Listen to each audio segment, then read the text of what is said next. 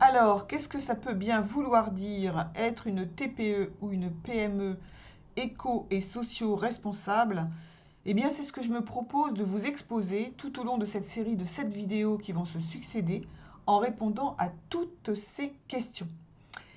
Et qui sont le quoi, le pourquoi, le qui, le quand, où, combien et comment.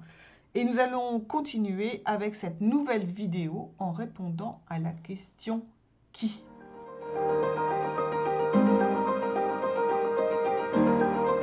Alors, qui est responsable quand on parle d'entreprises éco et sociaux? Eh bien, en fait, la réponse est très simple. C'est tout le monde.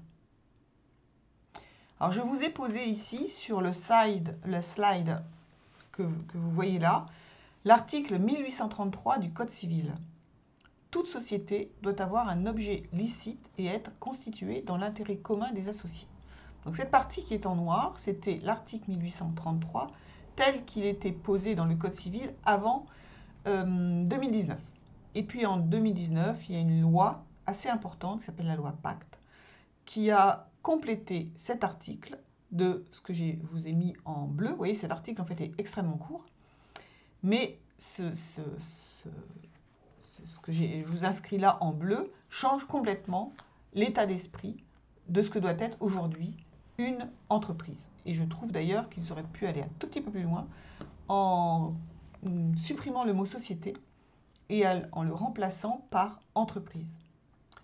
Ou organisation, encore mieux, ce qui pourrait inclure toutes les organisations administratives, associations, etc. Donc la société est gérée dans son intérêt social, traduisez son objet social, en prenant en considération les enjeux sociaux et les enjeux environnementaux de son activité. Voilà qui est extrêmement important et qui veut dire qu'il n'y a plus de limite. Tout le monde est concerné. Mais tout le monde n'a pas de compte à rendre. Alors, qui est-ce qui a des comptes à rendre et qui doit rendre compte de ses impacts ou de la mesure de ses impacts? Eh bien, jusqu'à il y a très peu, les entreprises de plus de 500 personnes. Et puis, à partir de désormais, en 2022, et pour les comptes 2023, pour les entreprises de plus de 250 personnes, qui doivent présenter chaque année un document qui vient compléter leur rapport de gestion habituel, qu'on appelle la déclaration de performance extra-financière, et qui comporte un certain nombre d'éléments que l'on va voir là, parce que c'est assez intéressant pour se rendre compte et comprendre la définition de ce que peut être un impact environnemental. Donc c'est toute la première partie de cette liste. Et social, c'est la fin de la liste. Donc, dans la déclaration de performance extra-financière, vous devez indiquer dans votre rapport de gestion comment vous avez réfléchi, et vous le déclarez, sur ces 14 thèmes. Et ces 14 thèmes sont accompagnés d'un certain nombre d'indicateurs. Et donc, comme tout objectif bien construit, il y a un chiffre, et donc ces indicateurs sont mesurables, avec des objectifs dans le temps, et c'est ça qu'on demande comme réflexion, et on doit traduire ça au sein de petits paragraphes que l'on va mettre dans son rapport de gestion. Et donc on va le lire ensemble parce que ça va vous permettre de faire le lien avec les objectifs de développement durable que l'on a vu dans la première question qui était le quoi, de quoi parle-t-on. Donc le premier thème, c'est de faire rapport sur les conséquences sur le changement climatique de l'activité de la société, par exemple sur ses carburants, par exemple sur toutes les matières premières qu'elle utilise. Les conséquences sur le changement climatique de l'usage des biens et des services qu'elle produit, c'est-à-dire est-ce qu'il y a des déchets, est-ce que l'on recycle, voilà, tout ce que l'on va pouvoir travailler. Ensuite, les engagements sociétaux en faveur du développement durable, ça c'est une phrase assez large et générique. Les engagements sociétaux en faveur de l'économie circulaire, est-ce que l'on pense, est-ce qu'on réfléchit aux matières premières que l'on va chercher et que l'on inclut dans ces produits? Est-ce qu'on réfléchit au devenir des produits que l'on va livrer à ses clients, quelle que soit leur taille ou que ce soit des consommateurs finaux ou que ce soit des entreprises ou des administrations, des organisations. Il y a un fort volet aussi sur le gaspillage alimentaire, la précarité alimentaire. Donc vous faites tout de suite le lien avec les objectifs de développement durable numéro 1 et 2, où on éradique la pauvreté, où on éradique la faim dans le monde. Ensuite, les engagements sociétaux en faveur du bien-être animal, en faveur d'une alimentation responsable, équitable et durable. Il ne s'agit pas de produire n'importe comment. Il s'agit plutôt de ne plus produire n'importe comment. Ensuite, on passe à une partie plus sociale, en rendant compte des accords collectifs qui ont été conclus dans l'entreprise, en rendant compte des impacts de ces accords collectifs sur la performance économique de l'entreprise. Donc il ne s'agit pas de produire, de se retrouver avec une entreprise déséquilibrée.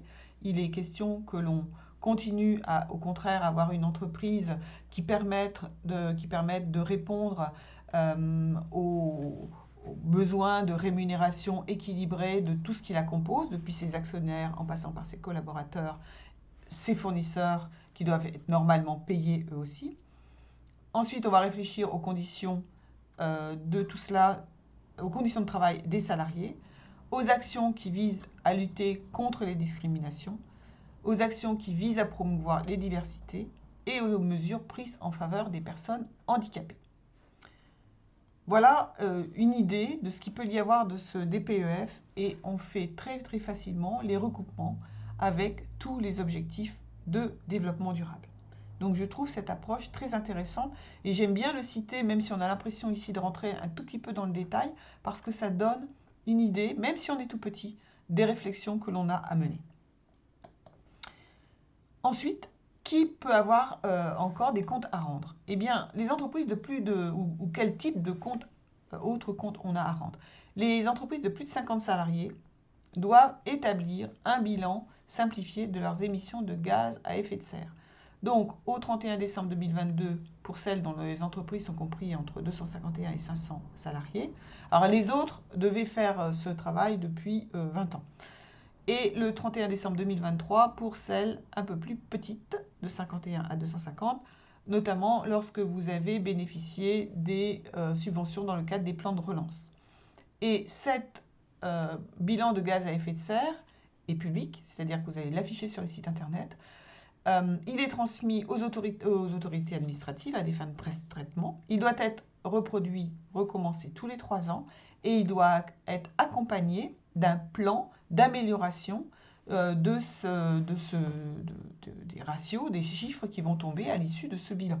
Ce n'est pas simplement le plaisir d'émettre un bilan pour émettre un bilan.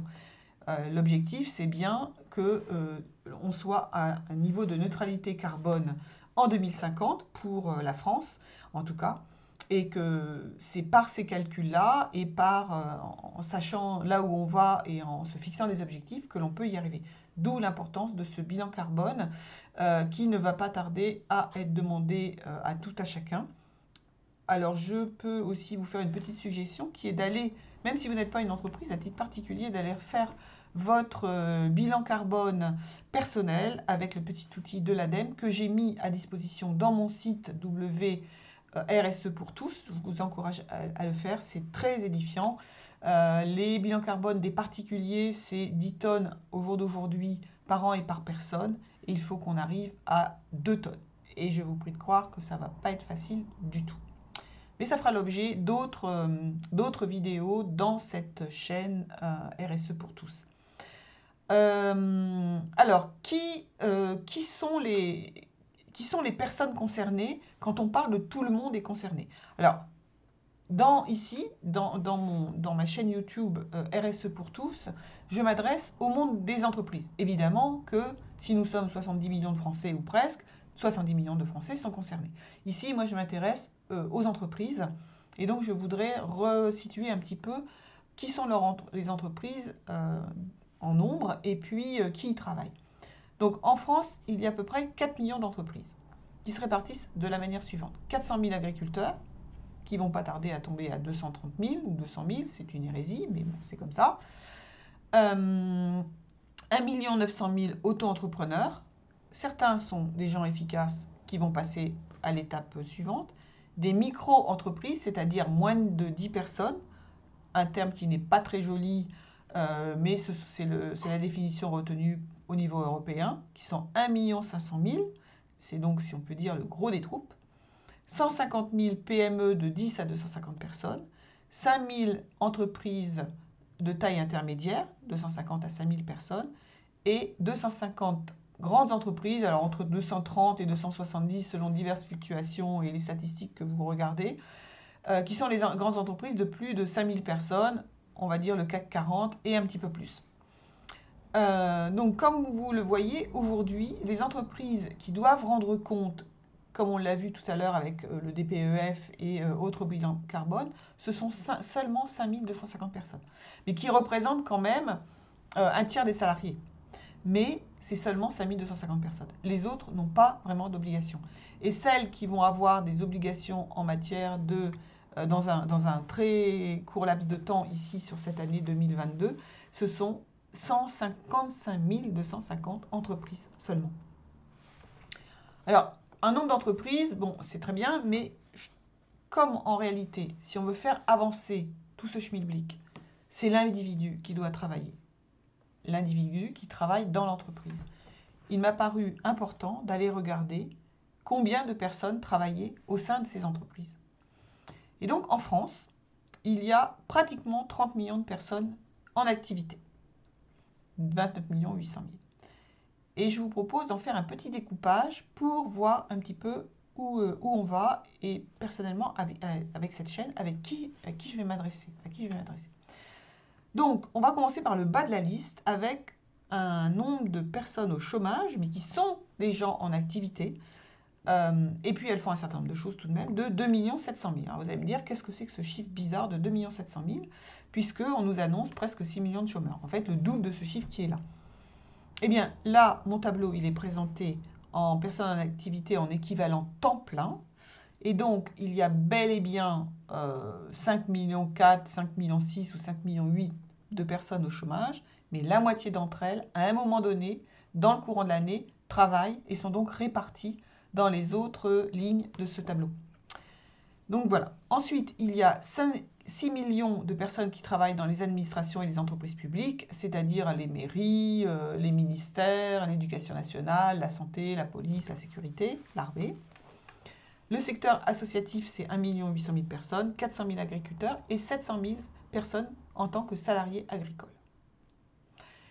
Donc moi, je vais m'intéresser à ce qui est au-dessus et plutôt en noir. C'est-à-dire que les grandes entreprises, on l'a vu, 3,7 millions, 4,2 millions, ça fait donc à peu près 8 900 000 personnes. On va dire 9 millions, c'est plus simple.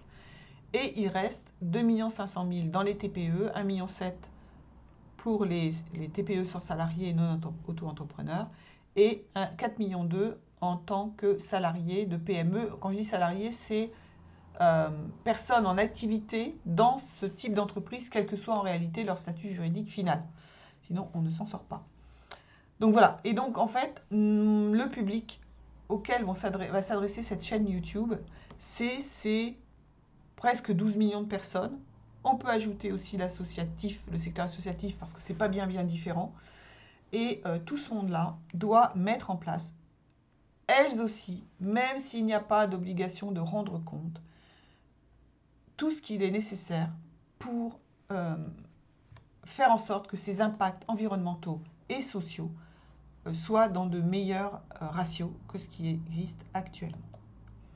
Donc voilà ce que je vous présente pour les personnes concernées par ces démarches en matière d'impact environnemental et social, c'est-à-dire toute personne au travail, puisque c'est notre sujet, des personnes qui travaillent, et plus particulièrement celles qui travaillent dans les TPE. Donc maintenant, après avoir vu le quoi, de quoi on parle quand on parle d'entreprises éco- et socio-responsables, après avoir vu le pourquoi il est important de s'y mettre et qui est concerné, on va maintenant regarder quand on doit, à partir de quand on doit réfléchir et mettre en place toutes ces actions. On se retrouve donc tout de suite pour cette nouvelle vidéo sur le quand.